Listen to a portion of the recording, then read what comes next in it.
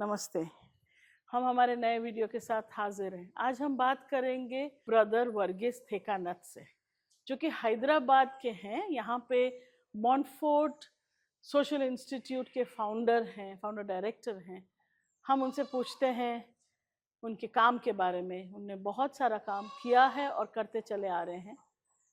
So, welcome to our show. Thank you. Thank you. Thank you for Thank you. joining our show and actually coming to give us this time. Yeah, okay. Just tell me a little bit about yourself first, and then you'll tell me about the institute and the work. I belong to a Catholic faith-based organization called Montfort Brothers of St. Gabriel. We are a 300 and odd years old Catholic religious organization. Came to India in 1903. Okay. And this mother institute of which I am a part runs over 200 educational and social institutions all over the country, practically in every state in the country. Okay. And Montfort Social Institute was started in 2009 to especially the justice, peace, and integrity of creation issues around that. How do we address that with a certain purpose, with a certain goal, and how to achieve the what we call the social teachings of the church. So this is basically the institute about. I have worked in the slums now for 35 years. Okay. Because slums of Hyderabad. Slums of Hyderabad and also other towns. Okay. As of now, Montfort Social Institute actually works in 10 different towns, both in Andhra Pradesh and in Telangana. Okay. With different aspects of work. The reason I went into the slum, I lived in a slum in the old city of Hyderabad for 12 years. Okay. I went there for 3 months to understand what a slum is and are there ways of responding to the needs of people in the slums. But then once I went there, I just could not come out, leave those people, because one was the needs of people that we had to meet. The other, how do I live my life of faith in a context, in a multi-religious, multicultural context of the poor? This is something that I wanted to discover for myself. So that's how in 1990, I went to live in a slum. That slum was called Musa Nagar in Chadagat area of Hyderabad. 91, if you remember, there was a major riots that happened. Okay. A major communal riots that happened where over 400 people were killed brutally in communal tensions. Okay. So I went to Chadagat to live in a slum. I wanted to experience what it means to live in a slum and what the situation of people are. I went there for 3 months, but then I lived there actually for 12 years. And the context in which I went to the slum was the communal tensions that prevailed in Hyderabad, and perhaps also in the context of the Ayodhya mosque and temple, the controversy that was on, and the country was communally extremely charged, particularly Hyderabad. Hyderabad, there was a major riots that took place in 1991. Over 400 people were killed, and I was living in that slum at that time, where Hindus were there, Muslims were there, and I was in a way a bridge builder between the communities. And the slum that I was living in, no riots happened, simply because there was somebody who was neutral for the Muslims to come and talk to, for the Hindus to come and talk to, and in that particular slum, no violence happened. Okay. It's then that I realized my own role as a Christian to be a bridge builder between people, a reconciler between people, the salt that Jesus was talking about, the light that Jesus was talking about. And you don't need too much of salt. You don't need too much of, there is sufficient light that is required. What is necessary is a prophetic presence. And I believe the presence in the slums and the years that followed it was that prophetic being, that saltiness in the community, of the urban poor. That I consider as my specific role. Since then, since 1990, now it is 35 years, in one form or other, I have been working in the slums. So what are So, the different things you've been working in see in the now, slums? yeah, Montfort Social Institute, at that time we had founded what we call the People's Initiative Network. Okay. We were focusing on education particularly because I saw children, 5-year-old children, 6-year-old children, 7-year-old children going to work. During Oh, that period of riots, I found small children walking with sticks and knives, and in other words, they saw everyone as an enemy, the other as an enemy. From both communities, I found small children. I said this situation has to change. Why should children be exposed to this type of violence, this type of hate, this type of anger? It's then that I started on an experimental basis a school. okay. And that there we particularly introduced a 3-language formula, because we found that children, people from the two communities, from the Hindu community and the Muslim community, hardly had any space where they could meet and talk issues out and live in harmony. Because I found children, Hindu children went to Telugu medium schools, Muslim children went to Urdu medium schools, and that's in other words, that school space Also was not divided. okay. It was always where they met was always a point of conflict. It was for collecting water, and water came midnight after 12 o'clock, and we had a few common taps where we had to collect water for an hour, and water used to come once in 2 days. So that 2 buckets of water that we got was so precious, and that is conflicts. Conflicts. And we had to stand in queue to collect that water.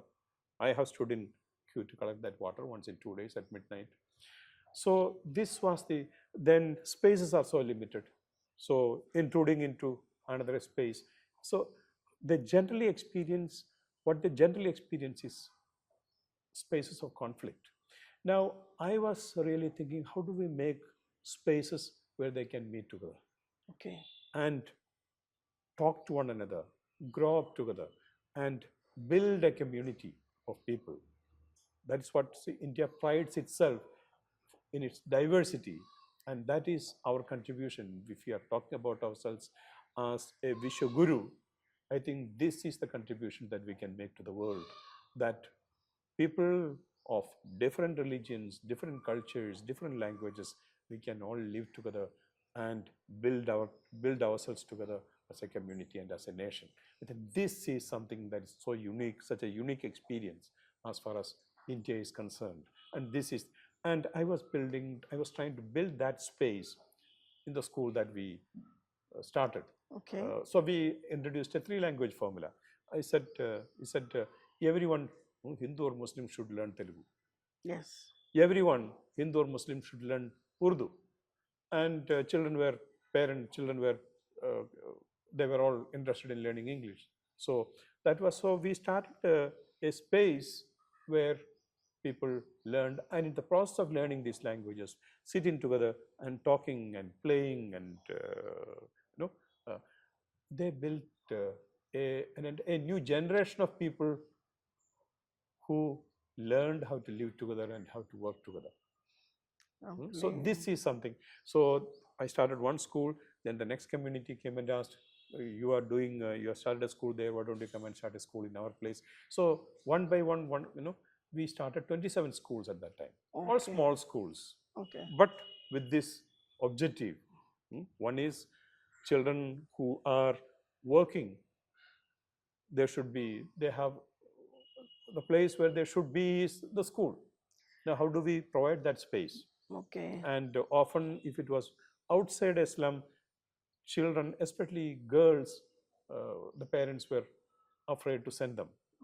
So we started these within the communities, and our objective was to provide, say, 4 or 5 years of education afterwards.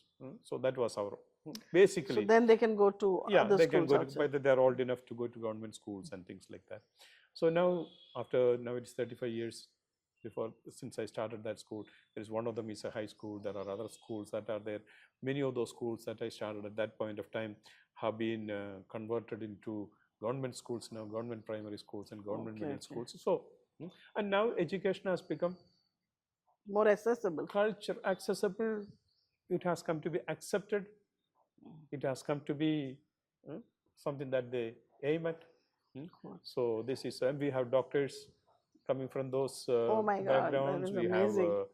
We have nurses, people working with the government. We have people working in the police department. There are all sorts of occupations that many of them have gone into over a period of time. Lovely. But most important is that education, schooling became an accepted concept. And then people have begun to take to now those who don't go to school in those communities are very rare, are the exceptions than the rule. Earlier when we started, the going to school was the exception. Okay. Yeah, so that's You've also been working for appealing for people who are losing their housing, evictions. Yes. How's that? We started that in 1997 really. The house that I was living in, the slum that I was living in was threatened with eviction for the riverfront development project, the Moosi Riverfront Development Project. And what surprised us was that there were about 20 slums with around 18 to 20,000 people living there, all people working in and around the areas where they work. They have, over a period of time, they have developed these habitations. Their memories are there.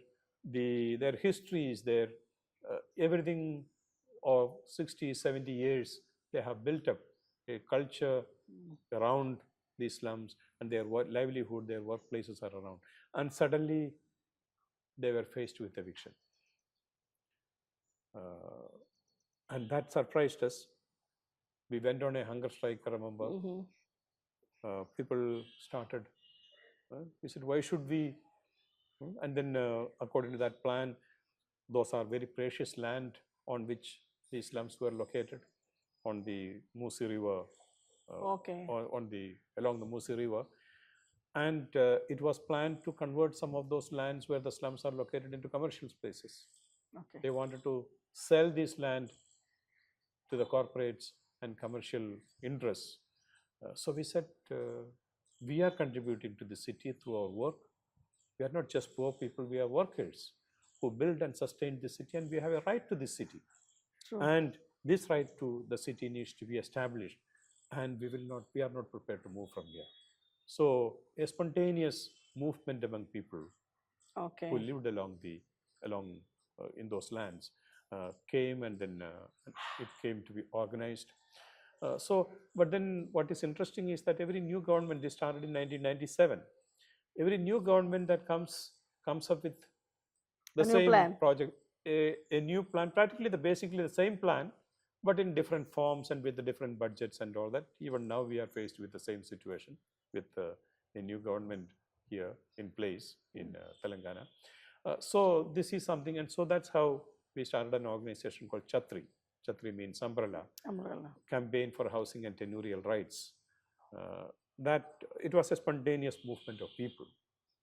And then what is important is that we have been able to bring the needs, issues and problems of people to the government and influence how these plans are made. We have been asking that people know best as to how to protect the environment. They have protected the river. They have protected its environment. They know best. These are people who do not waste, who do not. So make them participants in this process of this riverfront development project.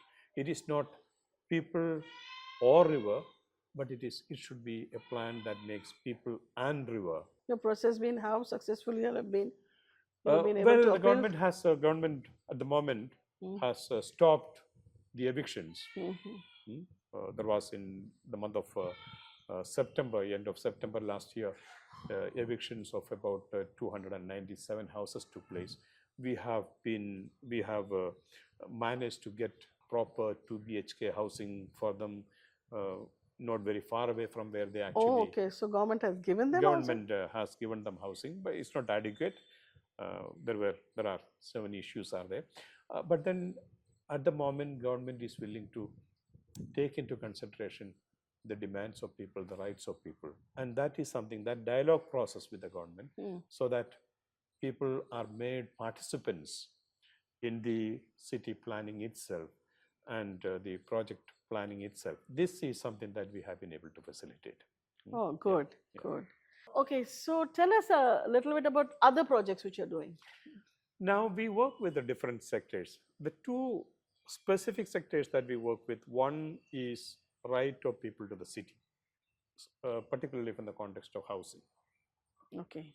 Preventing evictions. And see now the 2 BHK housing that was introduced by the previous government. In fact, this is something that has been inspired by what we told the then the party that came to power when the Telangana was formed. Previous Chief Minister. That this economically weaker sections housing, please make it into a 2-room housing. Because is it 2-room housing or 2 BHK? Yeah, so it's what we asked was, when we met in 2013, KCR, who afterwards in 2014 became the Chief Minister. One thing we asked him is, as of now, economically weaker sections housing all over the country is, families cannot live with dignity in these houses. Because it is 1 room, 1 little toilet, 1 little kitchen. And for a family to live, children, adults, for them all to live together, this is not acceptable. Please, in the new Telangana, in the golden Telangana, the Bangaru Telangana that we are aspiring for, please make 2 rooms part of the economically weaker sections housing. He took that, he accepted that, and then put it into the party manifesto in 2014 and came up with this idea called 2 BHK. We had called our proposal housing with the dignity. He adopted that, and today what the 2 BHK houses that were built, over 1 lakh houses have been built in Hyderabad, in the GHMC area, and also in the villages. It is called dignity housing. Oh, how nice. Yeah. Where you have 2 rooms, 2 toilets, you have a kitchen, and you have a common place, a sitting area, which I think is the best housing scheme that we have in India for the economically and socially weaker section. This is something that I wish every government accepts. Oh, I wish they do. In other words, adequate housing. One is it should be affordable, but adequacy for a family. This is also an important factor as far as the UN Declaration on Housing is concerned. This is something that I think we need to, as citizens of this country, everyone has a right to it. So that's something. So that's one area. Yeah. Now we started also working with workers, domestic workers, because in my experience of living in the slum, I found most women go to work in the neighborhoods, in the middle class families, in the upper class families, as domestic workers. Sure. Cleaning, cooking, taking care of the children, shopping, everything that a housewife normally does is done by this woman, so that both couples can go out and work and earn in thousands, many thousands, especially with the IT sector and things like that. The job opportunities for women are huge, and so the middle class women, the upper class women, they go out to work, and their work is done by these people. But I found they are not considered workers. In the labor laws, a domestic worker is not considered a worker because her workplace is the home, is the household. She has no holiday. Every other sector, every other worker has a day off during the week, but a domestic worker does not get a day off. She is not covered under ESI or the normal, Any of the because labor laws. there are lots of health hazards that are there Mm. in her work. The detergents that she uses, it's a lot of acid in it. It eats into her palms, into her legs. So there are a lot of health hazards. She has to bend and work. A lot of health hazards are there, but then she is not covered under ESI or any of the house. She is not considered a worker, so no benefits that any other worker she has access to. So since then we have been working on how do we get her recognized as a worker. Luckily for us, around the time we started working, the ILO, International Labour Organization, came up with the 2010, the General Assembly of the ILO was on decent work for domestic workers. Okay. And then so the Government of India, Ministry of Labour constituted a task force to look at this sector, and I was luckily a member of the task force of the Government of India on domestic workers. And in fact, the first draft policy on domestic workers, we didn't have a policy, we didn't have a law in the country. The first draft, in fact, I had drafted that, and then it made a lot of progress. But even today, we do not have a legislation that protects domestic workers. We do not have, nationally, we do not have a policy. And by government's own acknowledgement, there are 30 million domestic workers in this country. The second largest sector of unorganized workers for women after construction work, it is domestic workers. But we ask, even as of today, except for some of the states have included them under the minimum wage schedule and a few benefits like that. Otherwise, domestic workers are not considered workers and they do not have rights. So this is something that we have in. We want to get a law introduced. We want to get a law introduced into the parliament. Okay, good. We want to get a law introduced into in the state assemblies. So in fact, we are starting a campaign next week specifically on this issue. We are meeting members of parliament next week, and this is something that we are looking at. So we run two trade unions of domestic workers. One is the Griha Karmikala Union, Telangana State, or GUTS, that is Telangana Domestic Workers Union, Telangana State. We also run a state level union in Andhra Pradesh, the Domestic Workers Federation of Andhra Pradesh. We facilitate these unions, and it has its own network and its own officials. Precisely looking at, we work in 10 different towns, 7 in Telangana and 3 in Andhra Pradesh, uniting domestic workers. So this is one sector that we work with. We also work with other unorganized workers, construction workers and others. So there is then a second area that we work with are people who collect garbage in Hyderabad. Okay. As of now, garbage collection, which was being done by the municipal corporation, has been handed over either to the contractors, outsourced. Yes, to the contractors or individuals. So from the common places, from the streets and places like that, the 16 divisions of the Hyderabad Municipal Corporation area, the Greater Hyderabad Municipal Corporation area, is handed over to contractors. While from the households, the garbage is collected by individuals who are traditionally garbage people who collect waste. They have been given a vehicle for which they pay back, and they are allotted 500 or 600 households from where they need to collect the garbage. And these households are supposed to pay this 100 rupees. 100 rupees as monthly fee for collecting their garbage, which is very, very minimum. And the government, the municipal corporation, do not recognize them as they are doing such an important job for the city, but the municipal corporation gives them no benefits whatsoever. Even during the COVID, they were not even given basic masks or things that gloves or protection. So much so that organizations like ours had to pitch in and give them these equipments. So that is the status of these workers. So we said no, and there are 60 to 70,000 such workers. Entire families go to do this job. Children, parents, everyone goes to, because 500-600 households they need to collect garbage, and they cannot do it if it is one hand or two people cannot do it. So the entire families go, which means children do not have access to education. There are lots of issues that are connected. So we are again Plus, they're exposed to hazardous hazardous material. extremely hazardous, extreme health hazards that they are faced with. So it is in that context we said, okay, we must collectivize them. So they have formed a union of their own and have been making demands from the government, from the municipal corporation.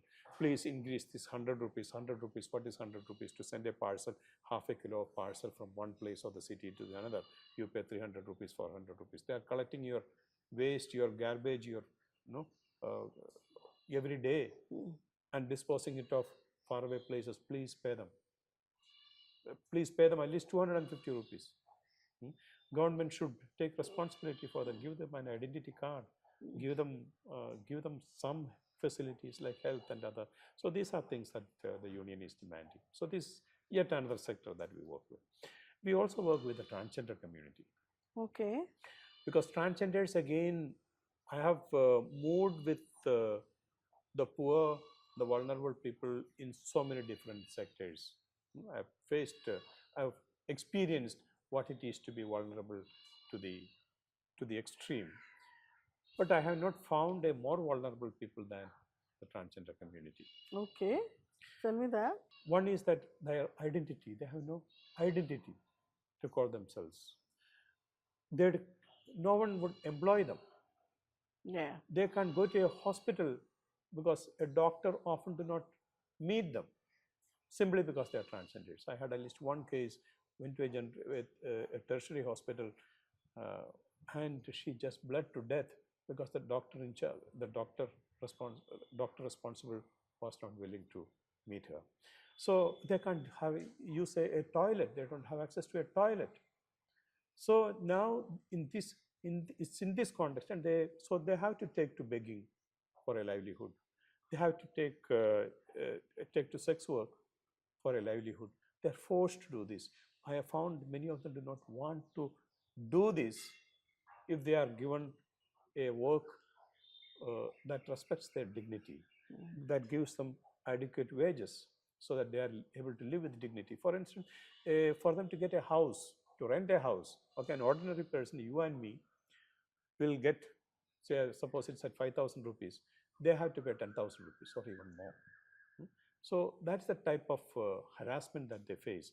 And it is here in this context that the 2019 Act protecting them, recognizing the third gender as this is very important. And it is in this context that we came into work with the transgender community. So what are you all asking for? See, now we have been asking, now the government of Telangana is drafting a policy for transgenders. Okay. So that is, and there are very specific, that they are respected. Especially the conflicts that are there with the police. Oh, yes. These are things that they are asking for reservation in jobs because they need work. Yes, employment. They are one thing with the Telangana government now is that there have been a transgender welfare board has been constituted. Okay. In fact, I am also a member of the transgender welfare board of the Telangana government as an NGO representative. They have included a certain budget for the transgender community. There are health centers that have been started for them in every district in the state now. So the government has allotted funds for skill development, for self-employment. So there is a great deal of progress that has been made. Also, the police department has taken this issue very seriously, and there is a very good attempt to really conscientize the police department, to recognize them, to respect them, respect their dignity, not to harass them. So interventions such as these have gone a long way. One thing is that now there are so many organizations that are willing to work with this community, Okay. uh, including the church organizations.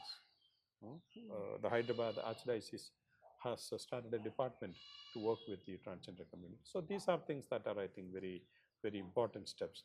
The civil society is taking it, taking this sector, recognizing them, giving the dignity that is necessary. So this is a progress that we have been able to make. We also work with children Okay. in the slums. There is a whole concept called inclusive neighborhood children's parliament. Okay.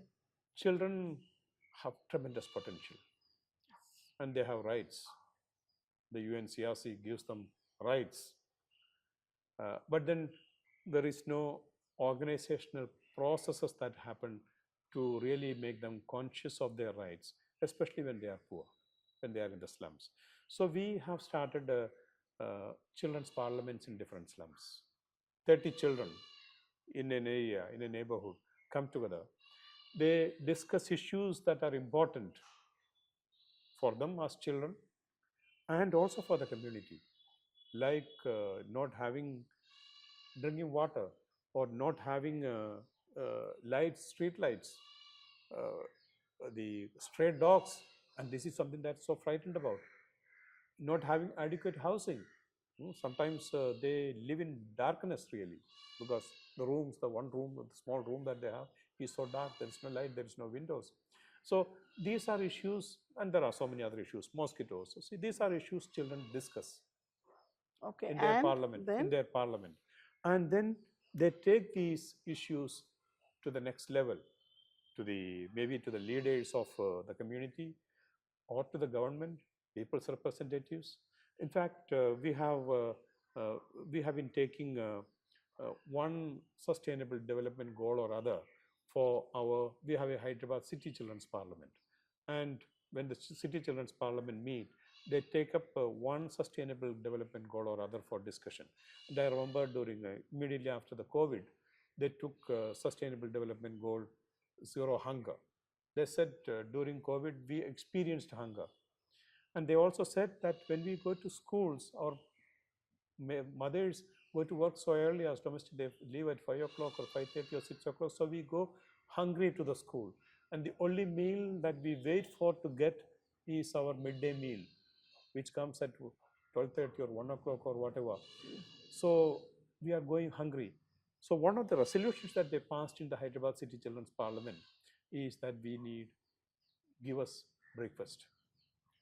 Okay. And the parliament, the prime minister and the whole cabinet took this issue to the special secretary women development and child welfare, and she was very sensitive. So she said, okay, I will introduce it in certain some 100 areas, 100 and interestingly, the government of Telangana took that up, and the previous chief minister, he announced that we shall introduce breakfast in all government schools as a policy. Okay. You see what children from the slums, how they have been able to influence a state level policy, Oh, nice. being able to see things from the eyes of the poor. For policymakers, administrators, government, it is important that they are able to see the reality of the world, reality of their society, the issues that they face from the bottom. So this is something totally, that how many people are you working with? uh, If you were just we doing are a probably figure. around 200,000 people. Okay. In so many different Areas. 10 different towns. Yeah, we also have we are also part of national networks of, say, now we are going to have the meeting of we have the national platform of around 50 organizations working with domestic workers. We are going Okay. we are doing a campaign for legislation. We have housing, those struggling on housing, those resisting evictions, Okay. unlawful evictions. So there are also regional networks, national networks. So all these. So it's from bottom Right. to the last person to the policymakers, administrators, whoever has a say in society. We work across. So future, what would you like to, I mean, what are the other projects? Are you planning anything else, or you would like to consolidate on this?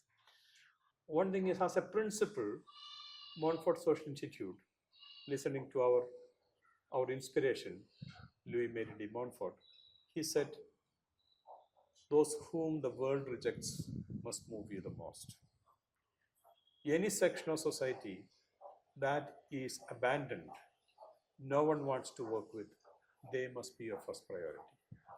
And that is the reason we started working with the transgenders. We started working with the domestic workers. We started working with the garbage collectors. Because if there are anyone who no one works with, no one, we will be there. Okay. So we are a very we are open-minded, open-hearted to welcome anyone and everyone into our embrace, work with, so that human rights of people, dignity of people, equality of people are truly realized. This Right. is what we are aspiring for. So all our work is around this. Right. Thank you for speaking to us. Thank you for giving us your time. We are very blessed by your actually talk, telling us what you're doing. Thanks a lot. तो आपने देखा कि किस तरह से brother Varghese अलग अलग क्षेत्र में काम कर रहे हैं. आपका क्या मानना है? डेफिनेटली आप मेरे इस वीडियो पे कमेंट कीजिएगा. हम आपकी कमेंट्स पे रिप्लाई भी करते हैं.